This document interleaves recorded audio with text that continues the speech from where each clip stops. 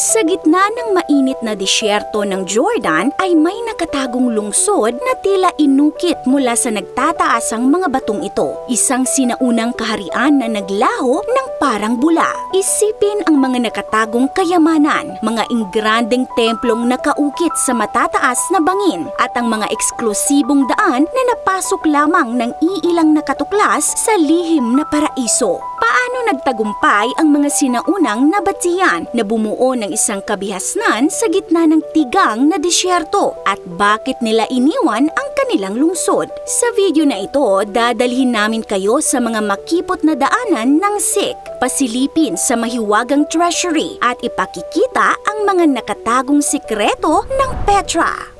Ang Petra o kilala rin sa tawag na Rose City ay dating kabisera ng kaharian ng Nabataean noong ika-4 na siglo BCE. Nasa sentro ito ng mahahalagang ruta ng kalakalan na nag-uugnay sa Arabia, Egypt at Mediterranean. Dahil dito, naging masigla ang kalakalan at kultura sa Petra na dinadayo ng mga mangangalakal mula sa malalayong lugar. Ngunit pagsapit ng ika-7 siglo, humina ang Petra dahil sa mga lindol at pagbabago ng ruta ng kalakalan. Sa loob ng maraming siglo, nakalimutan ito ng mundo at nakilala bilang The Lost City. Muling natuklasan ito noong 1812 ng isang Swiss na manlalakbay na si Johann Ludwig Burckhardt at muling bumalik ang liwanag sa mga nakatagong kababalaghan ng Petra. Ang nawawalang lungsod ng Petra na isang UNESCO World Heritage Site mula pa noong 1985 ay patuloy na humuhubog sa kasaysayan at kultura ng mundo. Ang paglalakbay sa Petra ay nagsisimula sa Sikh, isang makipot na canyon na halos 1 milya ang haba. Napapaligiran ito ng matataas na bato at mga sinaunang kanal. Tahimik at malalim ang kapaligiran sa Sikh at sa dulo nito bubungad ang isang nakamamanghang tanawin, ang Al-Kazne o ang Treasury. Ang Treasury ay ang pinakakilalang istruktura ng Petra, isang monumentong may taas na 39.5 meters na direktang inukit sa batong sandstone.